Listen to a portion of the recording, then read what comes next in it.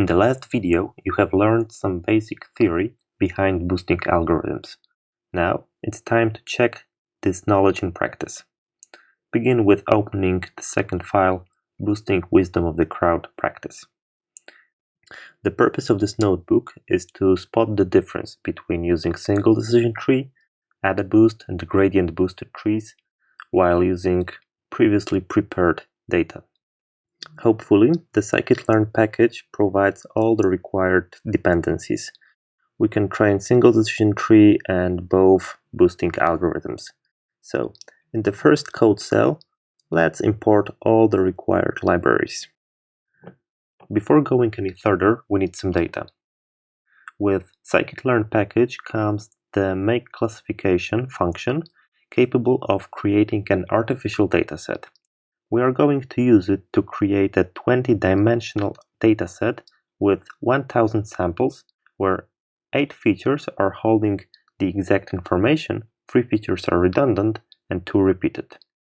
Finally, we are going to split created dataset into training and testing parts with 0.2 ratio.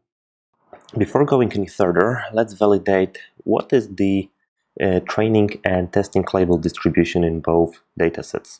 So by executing the code in the cell 4, you can see what is the number of both positive and negative samples in training and testing distributions.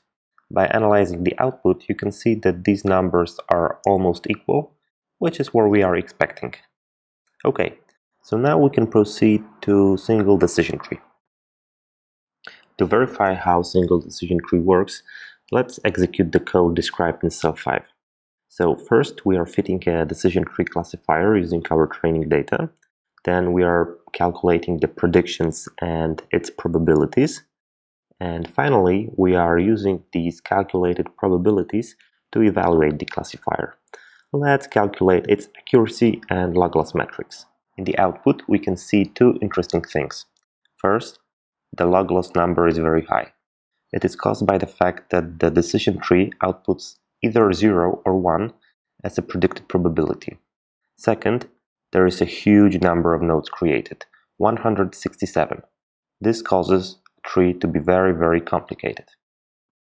We can also analyze a few first instances to have a rough understanding about how our classifier is performing. In the first row, we are seeing true labels for the first 5 instances. In the second row, there are our predicted labels, and in the last one, we are seeing the probabilities. First of all, there are only 2 instances out of 5 predicted correctly. And as we said before, the decision tree outputs either 0 or 1 as a predicted probabilities, which causes the log loss number to be high. We can also try to visualize this tree. Here in cell 7, there is a code doing exactly this. After executing it, you can see that the tree isn't very interpretable and it is quite bushy. And now we can repeat the same process with the AdaBoost. So in this code cell, we are doing exactly the same as with decision tree, but we are fitting an AdaBoost classifier where the base estimator is decision tree with maximum depth of 1, and we are fitting about 1000 of those classifiers. First of all, a log loss metric is much better than in a single decision tree. It is caused by the fact that the AdaBoost classifier outputs correctly predicted probabilities. You can also see that in this case, 4 out of 5 first instances were classified correctly.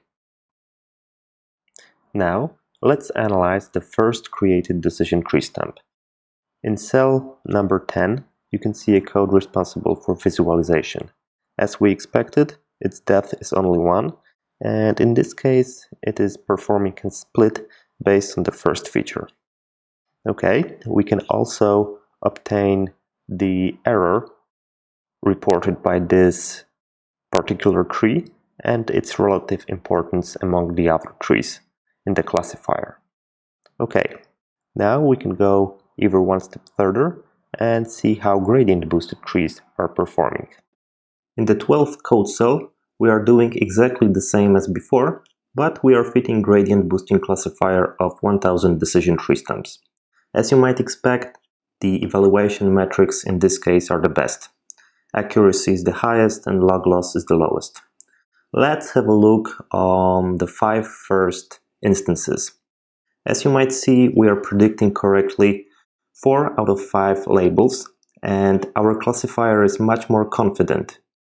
And by analyzing a single decision tree from this ensemble, you might see that instead of doing classification, the algorithm is actually calculating regression.